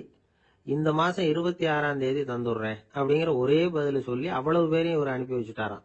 எல்லாரும் போனதுக்கு அப்புறம் இவரை தனியா கூப்பிட்டு கேட்டிருக்காங்க. அது என்ன சார் கணக்கு, 26ஆம் தேதி அன்னைக்கு என்ன அதிசயம் நடக்க போகுது அப்படின்னு கேட்டிருக்காங்க. அதிசயம் அன்னைக்கு இல்ல, அதுக்கு முத நாளே நடக்க போகுதுன்னாராம். விவரமா சொல்லுங்கன்னு இருக்காங்க. வேற ஒண்ணும் இல்லைங்க, 26ஆம் தேதி தானே எல்லாரையும் வர சொல்லி இருக்கிறேன், அதுக்கு முத நாளே நான் புறப்பட்டு தலைமறைவாயிட போறேன் அப்படின்னாராம் ரொம்ப பெருமையா. துருக்மேனியாவில் அஷ்காபாத் அப்படின்னு ஒரு நகரத்துல ஒரு புவியியல் விஞ்ஞானி இருந்தார். அவரு ஒரு நாய்க்குட்டி வளர்த்தார். ஒரு நாள் முன்னிரவு நேரம் ஒரு மேஜைக்கு முன்னாடி உட்கார்ந்து அந்த விஞ்ஞானி ஏதோ கணக்கு போட்டுக்கிட்டு இருக்கிறார். அவருக்கு ஒரு சின்ன பெண் குழந்தை, அது தொட்டில தூங்கிட்டு இருக்குது. அந்த நாய்க்குட்டியும் ஒரு மூலையில படுத்து அது பாட்டுக்கு தூங்கிட்டு இருந்தது. ஒரே அமைதி. அந்த நேரத்துல திடீர்னு அந்த நாய்க்குட்டி துள்ளி எழுந்திருச்சது. நேரா குழந்தைகிட்ட ஓடிச்சு. அந்த குழந்தைய அது போட்டிருந்த ட்ரெஸ்ஸோட சேர்த்து கவ்வி தூக்குச்சு. தூக்கிட்டு வாசல் பக்கம் ஓடிச்சு. நாய்க்குட்டி குழந்தைய கவ்வி தூக்க முடியுமாங்கிற சந்தேகம் உங்களுக்கு இல்லையா? நீங்க நம்ம ஊர் நாய்க்குட்டியவே பார்த்து பழக்கப்பட்டிருக்கீங்க, அதனால நம்புறதுக்கு சிரமமா இருக்கும். அந்த ஊர்ல எல்லாம் அது ரொம்ப ஸ்ட்ராங்கா இருக்கும், ஒரு ஏதோ கண்ணுக்குட்டி மாதிரி இருக்கும். விஞ்ஞானி அதை பார்த்துட்டார். உடனே அந்த நாய்க்கு வெறி பிடிச்சிட்டுதுன்னு முடிவு பண்ணிட்டு தன்னோட கை துப்பாக்கி எடுத்துக்கிட்டு ஓடி வந்தார். அவர் வெளியில நாய்க்குட்டி எங்க அப்படின்னு பார்த்து தேடுறார். அந்த நேரத்துல அந்த வீடு இடிஞ்சு விழுது. காரணம் பூமி அதிர்ச்சி. இப்படி பூமி அதிர்ச்சி உண்டாக போகுதுங்கிறது அந்த நாய்க்குட்டிக்கு முன்னாடியே தெரிஞ்சு போச்சு. அதுதான் குழந்தைய தூக்கிட்டு வெளியில ஓடி வந்திருக்குது. அது மூலமா அந்த குடும்பத்தையே காப்பாத்தி இருக்குது அந்த நாய்க்குட்டி. இந்த சம்பவம் நடக்கிறதுக்கு 3 நாளைக்கு முன்னாடியே சில பிராணிகளுக்கு இப்படி நடக்க போகுதுங்கிறது தெரிஞ்சிருக்குதான். ஆமா, அந்த நகரத்துல 3 நாளைக்கு முன்னாடியே பாம்பு, பல்லி இதெல்லாம் அது தங்கி இருந்த வலையை விட்டு வெளியில ஓடி வந்துட்டுது. அதே மாதிரி அங்க இருந்த புறாவெல்லாம் பறந்து போயிடுச்சான். இதே மாதிரி யுகோஸ்லோவியாவில் கூட ஒரு நகரம், அங்க ஒரு நாள் ராத்திரி ஒரு மிருக காட்சி சாலையில திடீர்னு ஒரு பெரிய கலவரம், கூச்சல், குழப்பம். அங்க இருந்த கழுதை, புலி, யானை, பறவை எல்லாம் கண்ணாபின்னான்னு கத்த ஆரம்பிச்சுட்டுது. நீர் யானை அதுக்குன்னு போட்டிருந்த தடுப்பையே தாண்டி குதிச்சு வெளியில வந்துட்டுதான். மறுநாள் தான் எல்லாருக்கும் விஷயம் புரிஞ்சுது. அடுத்த நாள் காலையில அங்க பூமி எதிர்ச்சி உண்டாயிட்டுது. இப்ப பாருங்க, அதாவது மனுஷனை போய் தீர்க்க தரிசி அது இதுன்னு சொல்லிட்டு இருக்கிறோம். இவனை விட அது பரவாயில்லைன்னு தோணுது. அதாவது மிருகங்கள் ஒண்ணு நடக்க போகுதுங்கிறத முன்னாடியே புரிஞ்சுக்குதே. சரி, இதெல்லாம் எப்படி அது முன்கூட்டி புரிஞ்சுக்குது? அதுதான் படைப்பு ரகசியம். அதை கண்டுபிடிக்கிறதுக்கு தான் மனுஷன் ஆராய்ச்சி பண்ணிட்டு இருக்கிறான். விஞ்ஞானிகளோட ஆராய்ச்சியெல்லாம் ஒரு பக்கம் இருக்கட்டும், வீட்டுக்குள்ளேயே சில ஆராய்ச்சி பண்ணி பாருங்களேன். இப்ப சில யோசனை சொல்லி அதை சோதனை பண்ணி பாருங்க அப்படின்னு ஒருத்தர் சொன்னாராம். அதாவது இப்ப மழை வருமா வராதா அப்படின்னு தெரிஞ்சுக்கணுமா, உடனே ஒரு பூனைக்குட்டி பின்னாடியே மெதுவா போய் அது என்ன செய்யுதுன்னு கவனிச்சு பார்க்கணும். பூனைக்குட்டி தன்னோட பாதத்தினால சுகத்துல அப்படி கீறிக்கிட்டு இருக்கும். அப்படி கீறினா கண்டிப்பா மழை வரும். சில சமயம் பூனைக்குட்டி அப்படியே மல்லாந்து படுத்துக்கிட்டு பாதத்தை உயர தூக்கும், அப்படியும் அப்படியும் புரளும். இப்படி செஞ்சதுன்னா அன்னைக்கும் மழை இருக்காது. அதனால முன்னாடி இருந்தது மழை வர்றதுக்கு அறிகுறி, இது மழை இல்லைங்கிறதுக்கு அறிகுறி. பறவைகள், பிராணிகள் இதுகளோட நடவடிக்கைகளை பார்த்துட்டு அதையெல்லாம் அடிப்படையா வச்சுதான் காலநிலையை கண்டுபிடிக்கிற கருவிகளை கண்டுபிடிச்சிருக்கிறாங்க. வாத்து இருக்குல்ல, சில சமயம் தன்னோட அழகை தன்னோட இறகுகள்ல அப்படியே புதைச்சிக்கும். அப்படி செஞ்சா குளிர்காலம் வரப்போகுதுன்னு அர்த்தம். பருவநிலை குளிரா மாறப்போகுதுங்கிறதுக்கு இதுதான் அறிகுறி. சிட்டுக்குருவி இருக்குதுல்ல, அதெல்லாம் புழுதியில உழுந்து புரளும், சிறகுகளை படபடன்னு அடிச்சுக்கும். அப்படி செஞ்சா மழை வரப்போகுதுன்னு அர்த்தம். ஒண்ணு மட்டும் நாம நல்லா தெரிஞ்சுக்கணும், இயற்கையின் சீற்றம்னு சொல்றோம் இல்லையா, இயற்கை ஏன் நம்ம மேல கோவப்படுது? இயற்கையை நாம அனுசரிச்சு போறதில்ல, அதனால கோவப்படுது. காடுகளை அழிக்கப்படாது, விலங்குகளை கொல்லப்படாது, இயற்கை ஏற்படுத்தி வச்சிருக்கிற சமநிலையை கெடுக்கப்படாது. அதை புரிஞ்சுக்கிட்டு வாழ்ந்தோம்னா பூமியும் நடுங்காது, நாமளும் நடுங்க வேண்டிய அவசியம் இருக்காது. ஒருத்தர் இருந்தார், சாராய கடைக்கு போனாராம், நிறைய சாப்பிட்டார். அப்புறம் சொன்னார், இது ரொம்ப அற்புதமான சரக்கு போல இருக்கு. உள்ள போன உடனே இந்த பூமியே நடுங்கிறது மாதிரி இருக்கு எனக்கு அப்படின்னாராம். இதுக்கு கடைக்காரர் சொல்லியிருக்கார், நீங்க சாப்பிட்டது வெறும் பச்சை தண்ணி தாங்க, இப்ப ஏற்பட்டிருக்கிறது நிஜம் பூமி அதிர்ச்சி அப்படின்னாராம். ஒரு ஊர்ல ஒரு ராஜா இருந்தார். அந்த ராஜாவுக்கு ஒரு மந்திரி. ராஜா ரொம்ப நியாயமானவர், நேர்மையானவர், கண்டிப்பானவர். தப்பு செய்யறது யாரா இருந்தாலும் தண்டனை கொடுப்பார். வேண்டியவங்களுக்கு ஒரு நியாயம், வேண்டாதவங்களுக்கு ஒரு நியாயம்ங்கிறதெல்லாம் அவர்கிட்ட கிடையாது. ஒரு சமயம் அரசவையில அந்த அமைச்சரே விதிமுறைகளுக்கு புறம்பா ஏதோ நடந்துட்டு இருக்கார். மன்னருக்கு கோபம் வந்துட்டுது. உடனே அந்த அமைச்சரை கிட்டத்துல கூப்பிட்டு அவர் கன்னத்துல ஓங்கி ஒரு அறை கொடுத்துட்டாராம். உடனே அந்த அமைச்சர் என்ன பண்ணார் தெரியுமா, நேரா போனார், அங்க நின்றுகிட்டு இருந்த இன்னொருத்தர் கன்னத்துல ஓங்கி அரைஞ்சார். அறை வாங்கினவர் திகைச்சு போயிட்டார். இவர் ஏன் நம்மள அரைகிறார் அப்படின்னு யோசனை பண்ணார். மன்னரும் திகைச்சு போயிட்டார். நாம இவரை அரைஞ்சா அதுக்காக இவரு போய் இன்னொருத்தர் அரையணுமா அப்படின்னு யோசனை பண்ணார். அவர் இவருக்கு என்ன பைத்தியமானு கூட நினைக்க ஆரம்பிச்சுட்டார். ஆனா என்ன ஆச்சுன்னா, அப்புறம் அமைச்சர் அவர் கவனிச்சுக்கிட்டு இருந்தாரா, அவர் இன்னொருத்தர் அரைஞ்சார் இல்லையா, அந்த அறை வாங்கின ஆசாமியை பார்த்து கத்திக்கிட்டு இருந்தார். யாரு? அமைச்சர். ஏன்பா என்கிட்ட அறைய வாங்கிட்டு இப்படி விவரம் இல்லாம நின்றுட்டு இருக்கிறிய, நான் உனக்கு கொடுத்ததை நீ வேற யாருகிட்டயாவது கொடுத்துரு அப்படின்னார். உடனே அந்த ஆள் பார்த்தான், தனக்கு அடுத்தபடியா நின்றுட்டு இருந்தவன ஓங்கி ஒரு அறை அரைஞ்சான். அவன் கண்ணத்தை தடவிட்டே யோசனை பண்ணான். இது ஏதோ புரிஞ்சுக்கிட்ட மாதிரி அடுத்தாப்புல நின்றுட்டு இருந்தவன அரைஞ்சான். இப்படி இந்த அறை மாறி மாறி போய்கிட்டே இருக்குது. ஊரு பூரா பிரயாணம் பண்ண ஆரம்பிச்சுட்டுது. அன்னைக்கு ராத்திரி அந்த ராஜா படுக்கிறதுக்காக போனார். அந்த நேரம் பார்த்து அவர் கண்ணத்துல பலார்னு ஒரு அறை விழுந்தது. நம்மளே அறையிறது யாரு அப்படின்னு அதிர்ச்சியோட மன்னர் திரும்பி பாக்குறாரு. அரைஞ்சது அவரோட மனைவி. என்னாச்சு உனக்குன்னு கத்துனார் ராஜா. உங்களுக்கு தெரியாதா, ஊர் பூரா ஒருத்தர் மாத்தி ஒருத்தர் மூலமா இந்த அறை பிரயாணம் பண்ணிட்டு வருது அப்படின்னாங்க அந்த அம்மா. அப்படின்னா ஆரம்பிச்ச இடத்துக்கே வந்துட்டுதா அப்படின்னாராம் மன்னர். என்ன சொல்றீங்கன்னு கேட்டிருக்காங்க. இவர் விவரத்தை சொன்னாராம். அப்படின்னா நீங்க ஆரம்பிச்சு வச்ச இந்த விளையாட்டை நான் முடிச்சு வச்சுட்டேன் அப்படின்னாங்களாம் அந்த அம்மா. மறுநாள் காலை மறுபடியும் அரசவை கூடிச்சு அந்த அமைச்சர் மன்னரை பார்த்து கேட்டார், என்ன மகாராஜா, என்கிட்ட கொடுத்ததை திருப்பி வாங்கிட்டீங்களா அப்படின்னாராம். இப்படி நடக்கும்னு நான் எதிர்பார்க்கவே இல்லைன்னாரு மன்னர். ஆனா நான் எதிர்பார்த்தேன். அது எங்க போயிட போகுது, ஊர் பூரா சுத்தி கடைசியில உங்ககிட்ட தான் சேரும் அப்படிங்கறது எனக்கு தெரியும் அப்படின்னாரு அமைச்சர். இந்த கதை வேடிக்கையா இருந்தா கூட இதுல உள்ள கருத்து முக்கியமானது. இந்த உலகத்துல பல கருத்துக்கள் இப்படிதான் மாறி மாறி சுத்தி வந்துகிட்டே இருக்குது. நம்மால் ஒருத்தன் தன்னுடைய நண்பன் ஒருத்தனை கடத்தருல பார்த்தான். உடனே ஓடி போய் பலார்னு ஒரு அறை கொடுத்தானா. அவன் கண்ணத்தை தடவிட்டு ஏன்டா என்ன அரைஞ்சேன்னு கேட்டிருக்கான். நீ ஏன்டா என்ன முட்டாள்னு என் மனைவிட்ட போய் சொன்னேன் அப்படின்னு இருக்கான் அவன். உன்னை ஒரு முட்டாள்னு சொன்னதுக்காகவா நீ என்ன அரைஞ்ச அப்படின்னு கேட்டிருக்கான் இவன். டேய், நான் அதுக்காக அறையலப்பா, அது ஒரு பெரிய ரகசியம் நான் முட்டாளுங்கிறது. அந்த ரகசியத்தை நீ ஏன் எங்க வீட்டுல போய் சொன்னேன், அதுக்காக தான் அரைஞ்சேன். அப்படின்னு ஒரு ராஜா இருந்தார். நாடு பூராவும் நிறைய மரங்களை நட்டு வளர்க்கணுங்கிறது அவரோட ஆசை. தானே அதுக்கு முன்மாதிரியா இருக்கணும்னு நினைச்சார். அரண்மனையை சுத்தி மரங்களை நட்டு வளர்த்தார். இத பார்த்துட்டு ஜனங்களும் அவங்கவுங்க வீட்டை சுத்தி மரக்கன்றுகளை நட்டு வளர்த்தாங்க. கொஞ்ச காலத்துல ஊரு பூரா பசுமையா மாறிச்சு. எல்லாருக்கும் சந்தோஷமா இருந்தது. இது ஒரு பக்கம் இருக்கட்டும். இப்ப நான் சொல்ல போற கதை வேற. அதாவது அந்த ராஜா ஒரு நாள் தன்னுடைய அரண்மனைய சுத்தி இருக்கிற விதவிதமான மரங்களை எல்லாம் போய் பார்த்தார். எப்படி இருக்கிறீங்க அப்படின்னு ஒவ்வொரு மரத்துக்கிட்டையும் விசாரிச்சாராம். எந்த மரமும் சந்தோஷமா இருக்கிறதா தெரியல. அதுக்கு மனசுல ஒரு குறை. முதல்ல ஆலமரத்துக்கிட்ட போனார். அது சொல்லிச்சு, மண்ணா நான் நல்லா பெருசா வளர்ந்துருக்கிறேன், அடர்த்தியா இருக்கிறேன், கிளையெல்லாம் 4 பக்கமும் நல்லா படர்ந்துதான் இருக்குது, இருந்தாலும் எந்த பிரயோஜனமும் இருக்கிறதா தெரியல. எனக்கு என்னுடைய பழம்லாம் ரொம்ப சின்னதா இருக்குது, என் கண்ணுக்கு சரியா புறப்பட மாட்டேங்குது. நான் இருக்கிற சைஸுக்கு என்னுடைய கிளையில இருக்கிற பழம்லாம் எவ்வளவு பெருசா இருக்கணும், அது இத்தனூண்டு இருக்கிறது எனக்கு பெரிய அவமானமா இருக்கு. இப்படி இங்க நின்றுகிட்டு இருக்கிறதே ரொம்ப கூச்சமா இருக்கு. ஒரு நல்ல புயல் வந்ததுன்னா பேசாம சாஞ்சு விடலாமான்னு பாக்குறேன் அப்படின்னு புலம்புது ஆலமரம். சரி இருக்கட்டும்னு நினைச்சுக்கிட்டு ராஜா அடுத்தபடியா ஒரு அத்தி மரத்துக்கிட்ட போனார். அதுவும் புலம்ப ஆரம்பிச்சுட்டுது. நான் கூட பெரிய மரம் தான், இல்ல இலையெல்லாம் அழகா தான் இருக்குது, பழம் அழகா இருக்குது, இருந்தாலும் உள்ள விஷயம் இல்லையே, அத்தி பழத்தை புட்டு பார்த்தா அத்தனையும் சொத்த அப்படின்னு பழமொழியே உண்டாயிட்டுதே.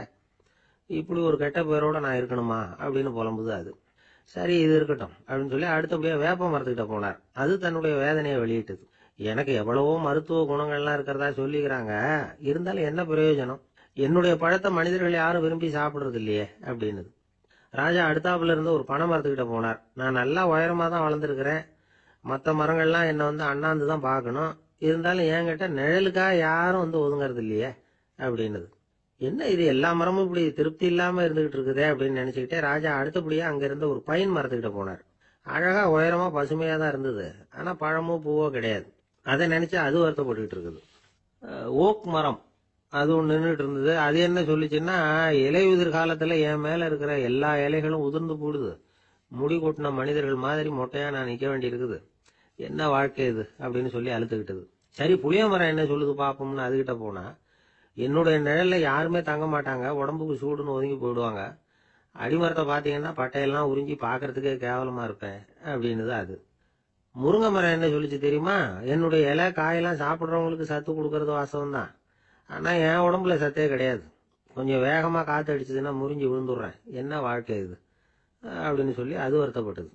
ராஜா யோசனை பண்ணார், என்ன இது மரங்கள் பூமியின் வரங்கள்னு சொல்றோம், மழை பெய்யறதுக்கு அதுதான் காரணம், பூமி செழிப்பா இருக்கிறதுக்கும் அதுதான் காரணம், வீடு கட்டுறதுக்கு மரம், நாற்காலி செய்ய உபயோகப்படுத்துறதுக்கும் அதுதான் உபயோகப்படுது, மனுஷனுக்கு வேண்டிய ஆகாரங்களையும் கொடுக்குது, இப்படிலாம் இருந்தும் எல்லா மரமும் நிம்மதி இல்லாம இருந்துகிட்டு இருக்குதே அப்படின்னு நினைச்சார்.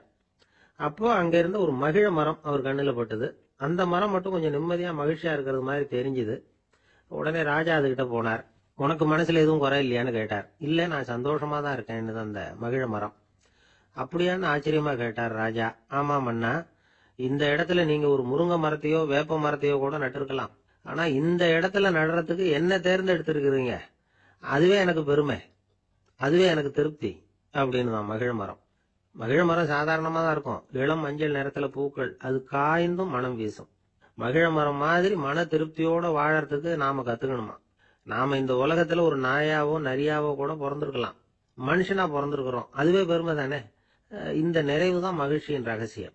ஒரு பையன் அப்பா கிட்ட போய், அப்பா நீங்க இந்த உலகத்துல ஒரு மனுஷனா பிறந்தது என்னோட அதிர்ஷ்டம் நானா. ஏண்டா அப்படி சொல்றேன்னு இருக்காரு அப்பா. நீங்க ஒரு கரடியா பிறந்திருந்தா இந்நேரம் நானும் ஒரு கரடி குட்டியா தானே இருந்திருப்பேன் அப்படின்னு நானா பையன். ராமகிருஷ்ணர் வாழ்ந்த காலத்துல நடந்த ஒரு நிகழ்ச்சி இது. அப்போ ஒரு ஓவியர் இருந்தாராம். அவருக்கு ஒரு ஆசை, ராமகிருஷ்ணர் படத்தை வரையணும், அதை அவர் வீட்டையே கொண்டுட்டு போய் காட்டி அபிப்பிராயம் கேட்கணும். இதுதான் அந்த ஓவியரின் ஆசை. உடனே ராமகிருஷ்ணர் படத்தை வரைஞ்சி முடிச்சார். அதை எடுத்துக்கிட்டு போனார். இவர் போன சமயம் அங்க ராமகிருஷ்ணர் சீடர்களோட உட்கார்ந்து இருக்கிறார்.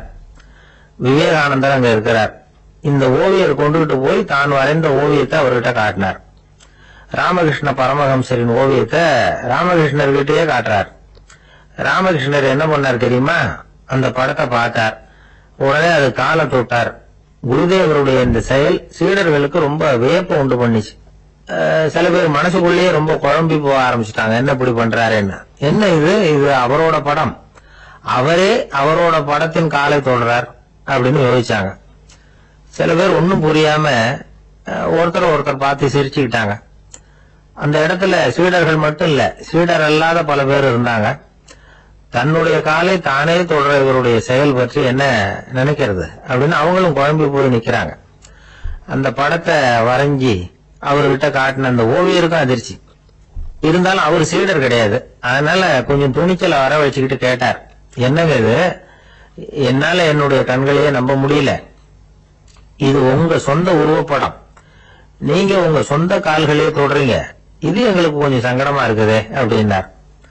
ராமகிருஷ்ணரின் கண்கள்ல ஆனந்த கண்ணீர் வழிஞ்சுதான். அவர் சொன்னாராம், இது என்னோட படம்ங்கிறது எனக்கு தெரியும், ஆனா இது என்னோட படம்ங்கிறதுனால நான் இதோட காலை தொடல. நீ என்னுடைய சமாதி நிலைய இந்த படத்துல படம் பிடிச்சு காட்டியிருக்கிற, அதனால அதோட காலை தொடறேன். சமாதி நிலையில யார் இருந்தாலும், அது என்னுடைய படமா இருந்தாலும் சரி அல்லது வேற யாருடைய படமா இருந்தாலும் சரி, படம் யாருதுங்கிறது முக்கியம் இல்ல. இதுல எது முக்கியம்னா அது தன்னை உணர்ந்த ஒரு உணர்நிலையின் படம். அப்படி இருக்கிறப்போ அதோட காலை நான் தொடணும்.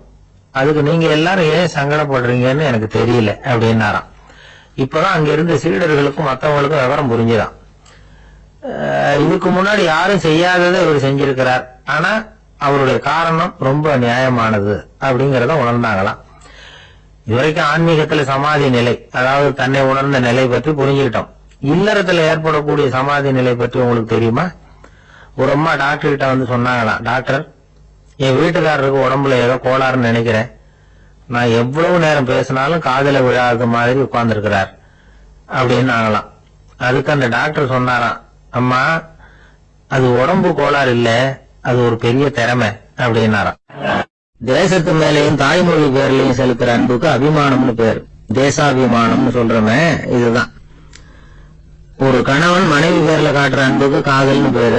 கடவுள் பேர்ல செலுத்துற அன்புக்கு பக்தின்னு பேரு. இப்படி அன்புல பல ரகம் இருக்கிறப்போ அதுல உள்ள வித்தியாசம் தெரியாம இடம் மாத்தி அன்பு காட்டினா இடைஞ்சல் தான். சரி, இந்த அன்பை பத்தி விஞ்ஞானம் என்ன சொல்லுது தெரியுமா? இதயத்தை பாதுகாக்கிறதுக்கு முக்கியமா தேவைப்படுற ஒண்ணு இந்த அன்புதான்னு சொல்லுது. நெதர்லாந்து விஞ்ஞானிகள் இதை ஆராய்ச்சி பண்ணியே கண்டுபிடிச்சிருக்கிறாங்க. கொஞ்சம் முயல் குட்டிகளை 2 குரூப்பா பிரிச்சாங்க. 2 குரூப்புக்கும் கொழுப்பு அதிகமா உள்ள ஆகாரத்தையே கொடுத்துட்டு வந்தாங்க. ஆனா ஒரு குரூப்புக்கு வெறுமன ஆகாரத்தை கொடுத்ததோட சரி, இன்னொரு குரூப் முயல்களுக்கு ஆகாரம் கொடுத்ததோட நிறுத்திக்கல.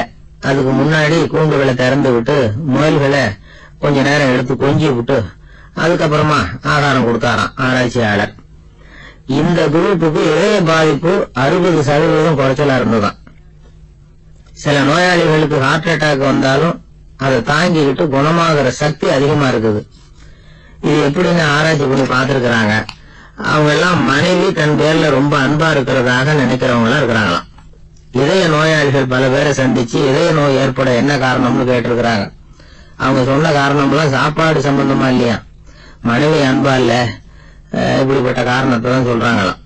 அதனால இதயத்தை பாதுகாக்கணும்னு நினைக்கிறவங்க அடுத்தவங்க அன்பா இருக்கிறது மாதிரி பாத்துக்குங்க, அதுதான் முக்கியம். ஒருத்தர் முகம் பூரா பிளாஸ்டர் போட்டுட்டு வந்தார், ரொம்ப கோபமா.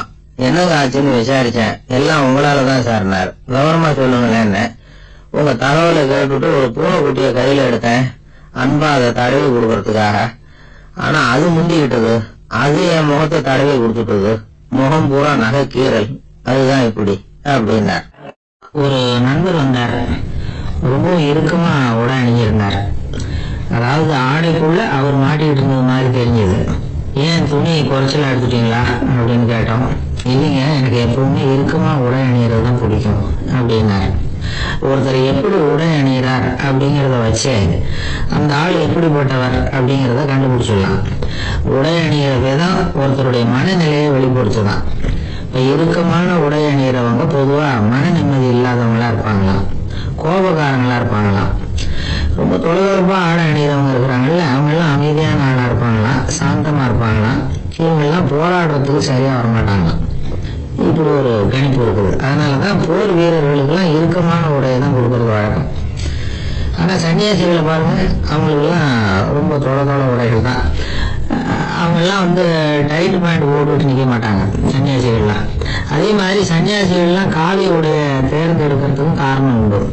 பல ஆண்டுகள் சோதனை செஞ்சு பார்த்துட்டு தான் சன்னியாசத்துக்கு காவி தான் சரி அப்படின்னு முடிவு பண்ணியிருக்கிறாங்க. இப்போ பௌதீக விஞ்ஞானப்படியும் அதுதான் சரி. அதாவது சூரிய ஒளியில வந்து 7 வண்ணங்கள் உண்டு. ஒரு பொருள் மேல அது விழும்போது அந்த பொருள் நமக்கு சிவப்பா தெரிஞ்சதுன்னா அந்த பொருள் வந்து சிவப்பை தவிர மற்ற எல்லா நிற கதிர்களையும் உள்வாங்கிக்கிட்டு சிவப்பு நிறத்தை மட்டும் வெளியில விடுது, அதாவது விலக்கி விடுது. அதனாலதான் அந்த பொருள் வந்து சிவப்பா தெரியுது. உடல் ஆரோக்கியத்துக்கு ஓரளவு சிவப்பு தேவைப்படுது. அதனாலதான் காவி உடை அணிஞ்சா சூரிய ஒளி ஓரளவு சிவப்பு விலகி போகும். அதாவது சிவப்பின் பலனும் கிடைக்கும், இந்த சிவப்பின் கெடுதல் இல்லை அப்படின்னு யோசனை பண்ணாங்க. காவி வந்து உதய வேளையின் நிறம். கீழ் வானத்துல கதிர் உதிக்கிற வேளையில முதல் ஒளி தோன்றுகிற நேரத்துல காவி நிறம் தான் கசி. தியானம் செய்யறப்ப முதல்ல காணக்கூடிய ஒளி காவி நிறம் தான். தியானத்தின் உச்ச நிலையின் நிறம் நீலம். தியானம் வந்து காவி நிறத்துல ஆரம்பமாகி நீல நிறத்துல நிறைவடைகிறது அப்படிங்கிறார் ஓஷோ. நீலம் வந்து தியான சிகரம், காவி வந்து தியான ஆரம்ப குறியீடு, ஒரு சன்னியாசியின் ஆரம்ப தரிசனம் அப்படிங்கிறார் அவர். ஒருத்தர் நாள் பூரா காவி உடைய அணிஞ்சிருந்தா அந்த நிறம் வந்து அவருக்கு வந்து தியானத்தை பற்றிய நினைவை வந்து ஊட்டிக்கிட்டே இருக்கும். இப்படியே வந்து ஆடைக்கும் தியானத்துக்கும் இடையில ஒரு தொடர் ஏற்படுது. ஒரு துறவியின் உள்ளார்ந்த பண்பா அது மாறுது. கடை வீதியில ஒரு பொருள் வாங்க போறோம், அது மறந்துடக்கூடாதுங்கிறதுக்காக ஞாபகம் முடிச்சு போட்டுக்கிறோம். அந்த முடிச்சுக்கும் பொருளுக்கும் தொடர்பு இல்லை.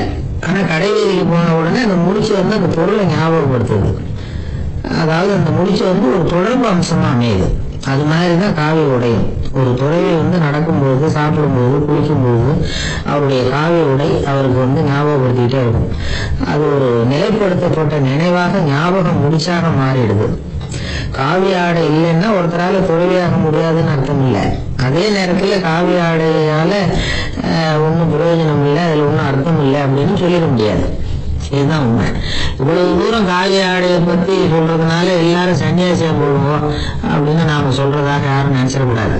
மனசுக்கும் நிறத்துக்கும் உள்ள சம்பந்தத்தை தெரிஞ்சுக்கிறதுக்காக தான் இவ்வளவு. நமக்கு தெரிஞ்ச நண்பர் ஒருத்தர் இருக்கிறார், ஆபீஸ்ல வேலை பார்க்கிறவர். ஒவ்வொரு மாசமும் 20ஆம் தேதிக்கு பிறகு அவர் போய் பாத்தீங்கன்னா காவி உடை அணிஞ்சிட்டு கண்ணை மூடிக்கிட்டு கை ரெண்டையும் விரிச்சு வச்சுக்கிட்டு தியானத்திலேயே உட்காந்துருப்பாரு. ஏன் இப்படி பண்றீங்கன்னு கேட்டேன். அதாவது 20ஆம் தேதிக்கு பிறகு என் கையில ஒரு பைசா கூட கிடையாது, ஒரு சன்னியாசி லெவல்ல இருக்கிறேன்,